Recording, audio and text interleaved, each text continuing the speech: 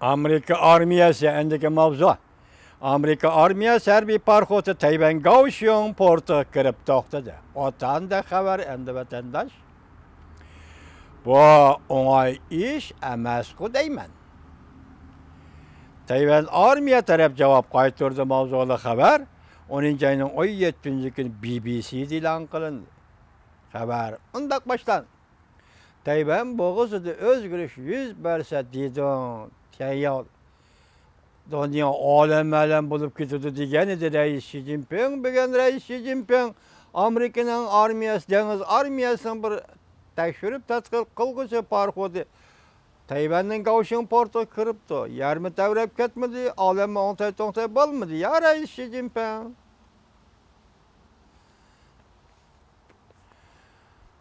Amerika dengiz armiyasining birdan tadqiqot olib boruvchi parxodi Tayvan Kaohsiung portiga kirib to'xtab ta'minot qochildi. Bu ish tashqi dunyoda nurg'un qiyos, paraz tasavvurlar makoni paydo qildi. Lekin Tayvan harbiy taraf nuqul tadqiqot uchun deb ko'rsatdi. Kaohsiung o'lkasi port mulozimat shirkati mundaq ko'rsatdi. Amerika dengiz armiyasi tadqiqotxonasidan tadqiqot olib boruvchi parxodi Thomas belgilik parxod haftaning 1-kuni, ya'ni 10-ayning 15-kuni Kaohsiung portiga kirib 9-nomerli portda to'xtadi.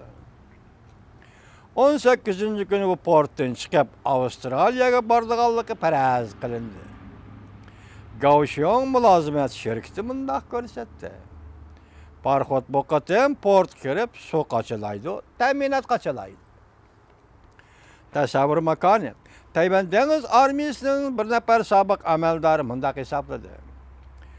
Amerika jungu elishayotgan shundaq bir sezgir vaqt nuqtasida Amerika dengiz armiyasining tadqiqot parxotining Tayvan Kaohsiung portiga kirib kelishi kishilarning tasavvurida makon bo'shligi paydo qildi. Tayvan Merkezi Agentligi Tayvan dengiz armiyasi ofiseri Lu Lishining so'zlaridan naql keltirib bundaq ko'rsatdi. Anglashlarga qaraganda Amerika dengiz armiyasining amatkasi kelar oyda Sharqi Osiyo belbag'ida faoliyat qiladi.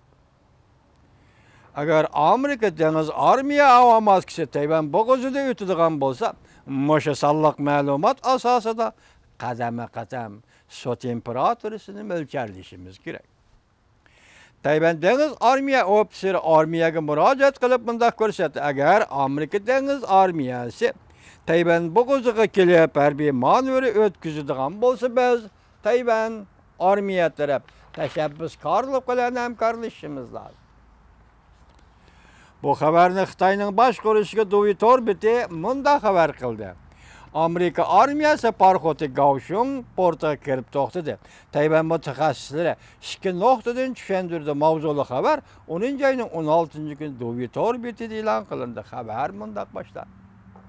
Bir xabar tashqi dunyoda e'lon qilingan xabar, bir xabar Xitoyning bosh qo'rishligi Duvi Torbitida. Faqat bir masala Amerika dengiz armiyasi parxoti Tayvanning Kaohsiung portiga kelib to'xtadi degan. Ma ikki xil ko'z qarash qarab turib. Tayvan matbuotining xabariga asoslangan Amerika dengiz armiyasi tadqiqotxonasining bir dona ilmiy tekshirish olib borgan Thomas belgilik parxoti shu yer vaqt 10-ayning 15-kuni Kaohsiung portiga kelib to'xtadi.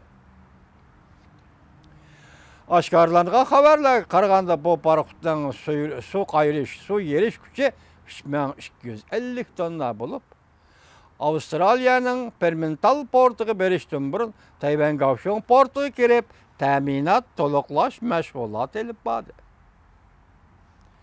Bu parxod Filippin portida to'xtashni tanlab olishi mumkin edi. Diqqat, bu parxod o'xshashi Filippin portida to'xtab qochilashni ta'minot olishni o'rinlashi mumkin edi. Lekin Amerika jungu munosabati nozik bir davrda turayotganda Tayvan Kaohsiung portiga kirib to'xtashni tanlab olishi Amerika parxotining bundaq to'xtashdan simvollik ma'nisi kishilarni cho'nqur o'yga soldi. Bu ish to'g'risi Tayvan Siyosat universiteti xalqaro munosabatlar tadqiqot markazining tadqiqotchisi Germaniyada o'qigan siyosatpalla doktori Tang Xiaoqing mundaq ko'rsatdi. Amerika Qo'shma Shtatlar o'tkayapti 11-oyda Tayvan bo'g'izida va Janubiy dengizda harbiy manevr o'tkazishda qanligini jakarlagan edi. Amerika armiyasi tadqiqot parxoti bir qator tayyorlik xizmatlarini ishlashi kerak. Bu intayin xatarli harakat bo'lib, hatto allaqachon top maydonidan chiqib qoldi deydigan.